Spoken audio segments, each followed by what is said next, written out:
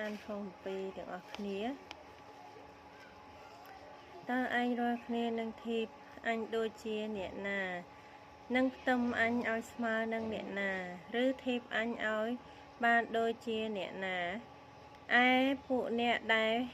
ចាយមាសពីថង់ដោយឥតស្ដាយហើយថ្លឹងប្រាក់ដោយចិញ្ជីងគេជួយជាងជួលជាងមាសជាងនោះក៏ធ្វើជាព្រះមួយឲ្យគេរួចគេទម្លាក់ខ្លួនក្រាបចុះថ្វាយបង្គំចំពោះរូបនោះគេលីយករូបនោះទៅតម្កល់ទុកនៅទីកន្លែងហើយរូបនោះក៏ឈរនៅឥតឃ្លាតចេញទៅឯណាឡើយទោះបើអ្នកណាអំពាវនាវដល់រូបនោះគង់តែមិនចេះតបឆ្លើយ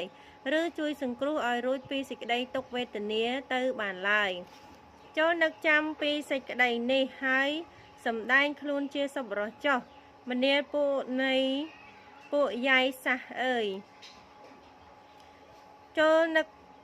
ពីសេចក្តីនេះនៅក្នុងចិត្តឯងឡើងវិញចូលនឹកចាំពីការដែលកន្លងទៅហើយតាំងពីបុរាណត្បិតអញនេះហើយជាព្រះឥតមានណាទៀតឡើយអញជាព្រះហើយគ្មានអ្នកណាដូចអញសោះតាំងតែពីដើមដំបូងអញរមែងសម្ដែងប្រាប់ពីការដែលត្រូវមកខាងចុងបំផុតហើយតាំងពីចាស់បុរាណក៏ប្រាប់ពីការដែលមិនទាន់មានមកដែរដោយពាក្យថាគំនិតសម្រេចរបស់អញនឹងស្ថិតស្ថេរនៅអញនឹងធ្វើតាមបំណងចិត្តអញគ្រប់ប្រការអរគុណព្រះ